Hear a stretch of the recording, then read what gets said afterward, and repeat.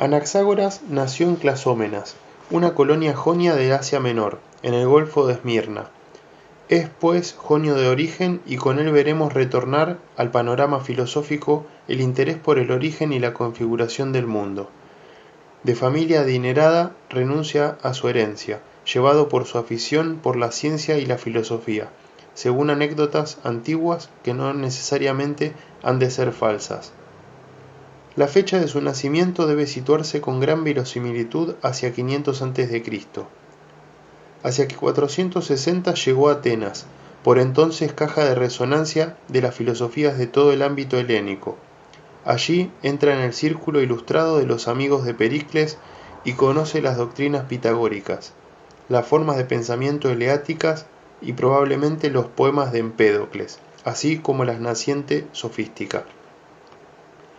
Su influjo se dejó sentir sobre Arquelao y sobre el dramaturgo Eurípides, y quizá sobre el propio Pericles.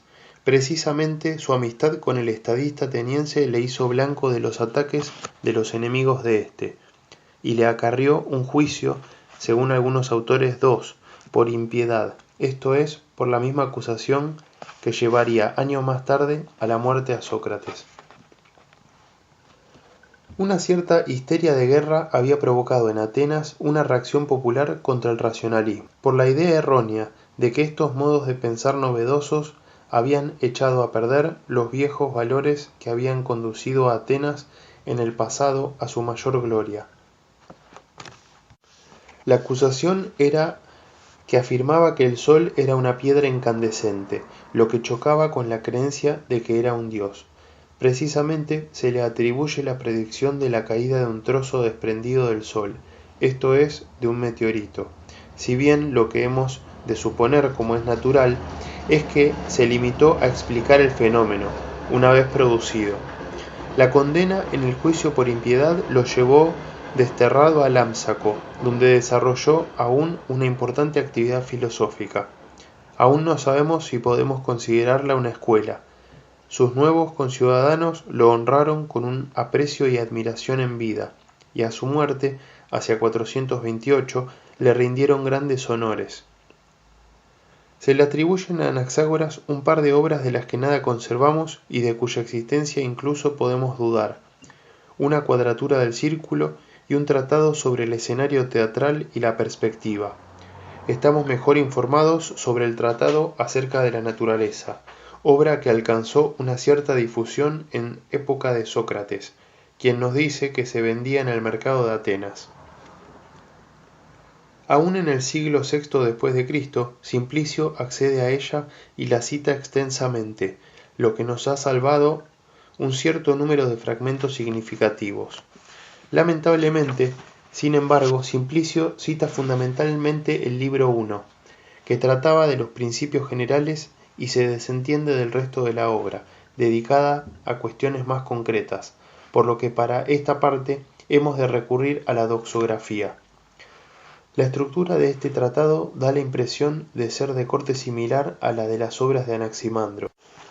Incluso circulaba la noticia de que Anaxágoras fue discípulo de Anaxímenes, lo que es cronológicamente imposible y probablemente una deformación de la idea, es así cierta, de que este filósofo constituye el evidente punto de partida de su especulación.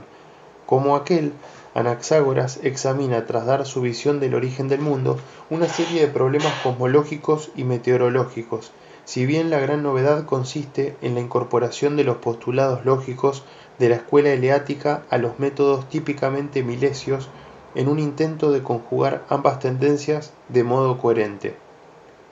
Se trata de un escrito en prosa, y los fragmentos que nos quedan están escritos en un estilo claro y sencillo, muy fácil de comprender. El grave problema con que nos enfrentamos al abordar la interpretación del pensamiento de Anaxágoras es el abanico de interpretaciones que se han dado sobre el contenido de su doctrina.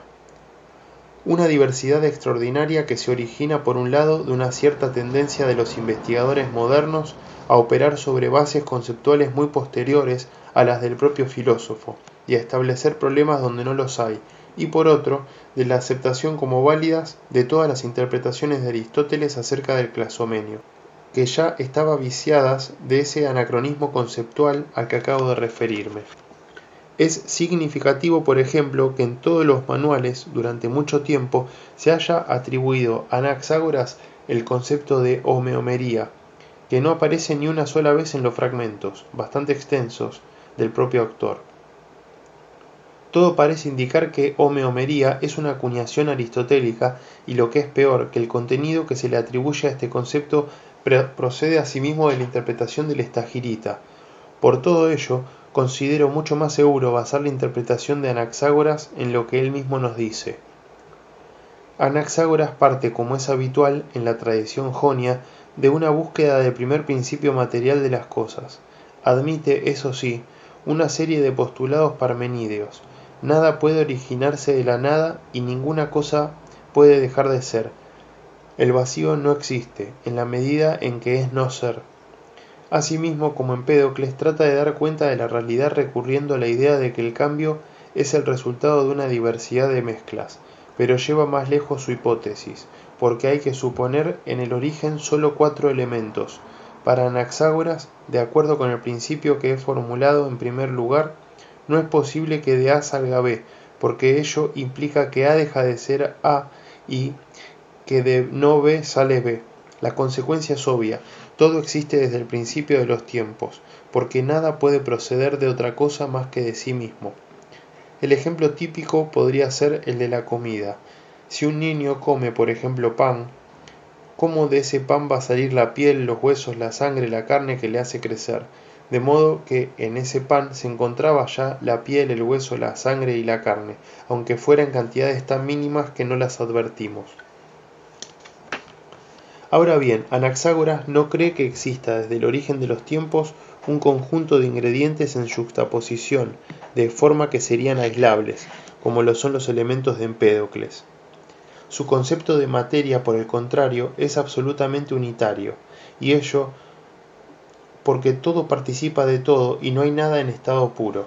¿Cómo es posible que esta materia sea plural y unitaria a la vez? La explicación es que Anaxágoras cree en la divisibilidad infinita de la materia, un concepto geométrico trasladado a la realidad del mundo físico. De igual modo que puedo continuar dividiendo indefinidamente cualquier número, por ejemplo, por 2, sin llegar nunca a una cantidad que no pueda ser divisible, en la materia los componentes nunca pueden llegar a ser aislados, porque nunca hay una cantidad tan pequeña que ya esté compuesta de un solo ingrediente. La materia es para él una pluralidad de factores, más que de ingredientes, en una masa continua. A estos factores Anaxágoras los denomina cosas, con un término muy poco explícito que ha confundido mucho a los comentaristas. Como pueden hallarse en cantidad infinitamente pequeña, es imposible llegar a aislarlos en la materia primordial. Lo único posible es que se redistribuyan con mayor o menor preponderancia de unos u otros aquí o allá, de forma que, por ejemplo, lo que llamamos oro es materia con preponderancia del factor oro, pero con la presencia en cantidades menores de todas las demás cosas. Anaxágoras utiliza otro concepto problemático, el de semillas, spermata, que son asimismo compuestos de todas las cosas en diferentes preponderancias, probablemente capaces de servir de matrices de las sustancias naturales. Estas, por su parte, son conjuntos de la materia única existente y llamamos a cada una por aquel factor que es preponderante, en el sentido que antes he ejemplificado con el oro. El filósofo clazomenio, por tanto, ha llevado más lejos la teoría de Empédocles, en un sentido en el de que, en lugar de postular 4 principios, cree en la existencia originaria de todo cuanto hay, pero la ha hecho regresar hacia los orígenes jonios, al considerar que todos estos elementos no son más que factores de una materia única. De igual modo que Empédocles había atribuido a una pareja de contrarios amistad y odio, la responsabilidad del movimiento de la materia, Anaxágoras recurre a un solo principio, al que llama intelecto, nous, responsable de la puesta en marcha de los procesos de transformación de su materia única.